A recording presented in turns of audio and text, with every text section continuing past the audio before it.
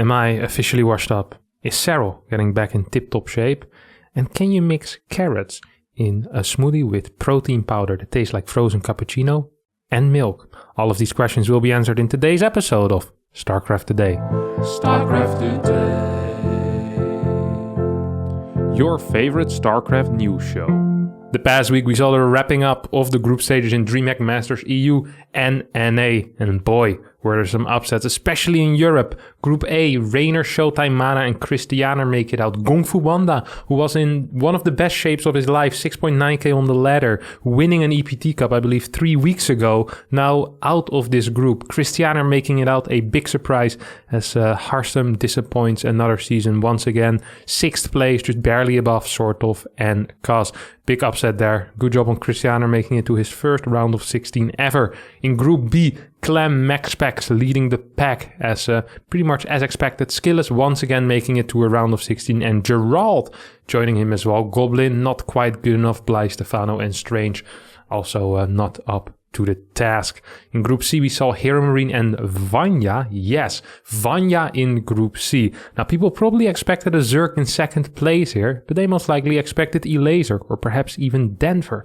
But Vanya, the young Russian up-and-comer, going 6-1 in his group. Elaser not making it through with an 8-9 map score, the exact same as Petit Drogo, but because of the head-to-head, Drogo managed to get through. In Group C, Uthermal in third place, so he also will be able to go on to the round of 16. Then Group D, with in my opinion the biggest upset of all, the biggest disappointment of the tournament, Lambo in 7th place, in a group that wasn't even necessarily that hard.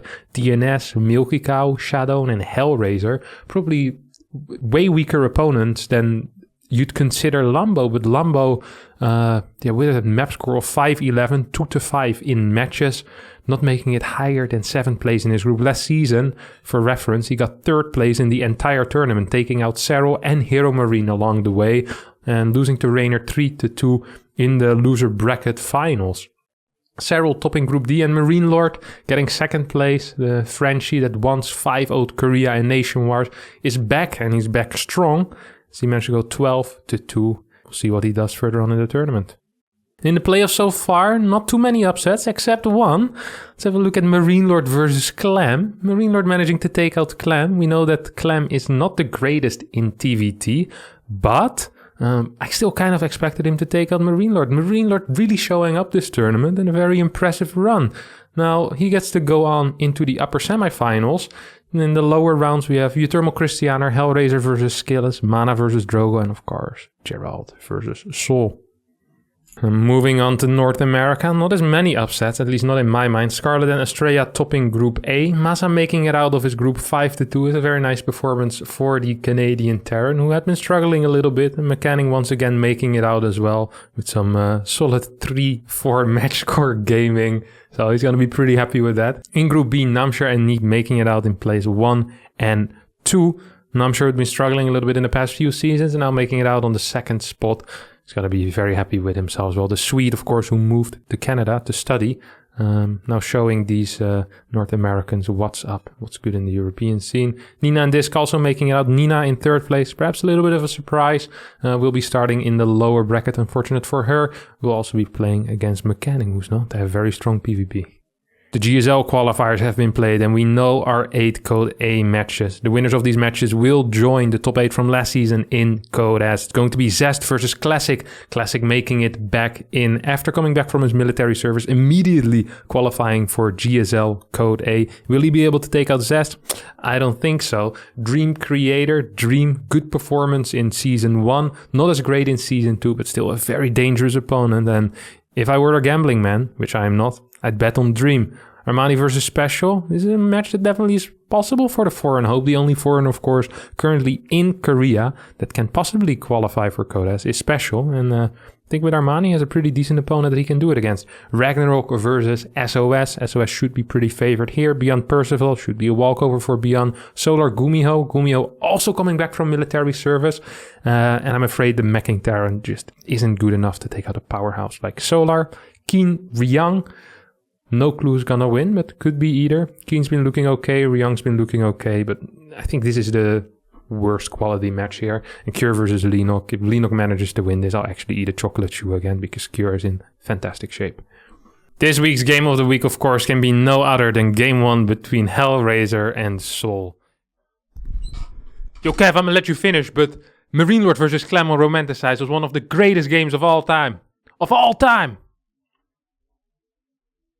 Uh-oh. A classic Sol game, lots of camping, lots of harass, and eventually battlecruisers, turrets, and nuclear missiles. An absolute banger of a game, and I recommend everyone to watch it once again. For this week's Zooming, we're going to have a look at the Russian Terran player Milky Cow. He qualified for the DreamHack Masters EU and put up quite a performance, taking out Lambo 2-0, taking a map off of Sol, and also taking out Hellraiser 2-1.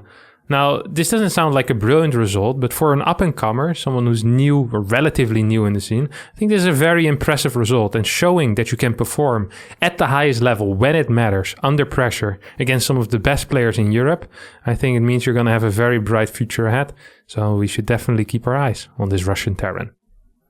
This week's ESL Open Cups gave us another double winner. In North America, we saw Zest take it home against Zaun in the finals. In Korea, we saw Zest take it home against Solar in the finals, 3-1. And in Europe, Cure tried his best to take it home for Korea. MaxPax just a little bit strong for him there. Hero Marine managed to win the other semifinals against Lambo in a decisive fashion. And in Hero Marine versus MaxPax, the German proved to once again be a little bit too solid and took home another EU Cup win. And for this week's clip of the week, we're going to have to take a look at the game of the week, where we saw someone blink in and deal a crap ton of damage, and for once, it wasn't a Protoss player. It just makes it even easier, right? I'm really afraid that oh, he's going for it. Damage. Oh, to just get Yamato on out, and the Battlecruiser is teleporting right on top of all the carriers and the Tempest. Here come all the massive Yamatos. It looks like there just might be too many Battlecruisers and Vikings, but the Stalker reinforcements might be able to actually help save the day here. That's actually pretty sick. 23 gateways on the map for Hellraiser. He's going to warp in 23 Stalkers. For the rest of the week, we have more DreamHack Masters Fall happening. It's actually live right now, so if you want to check that out, twitch.tv/ESL_SC2. That's going to be it for this episode, but not before. We tried a smoothie of carrot and frozen cappuccino. It ain't it, boys. It ain't it. All right. Thanks for watching. I'll see y'all next time. Bye-bye.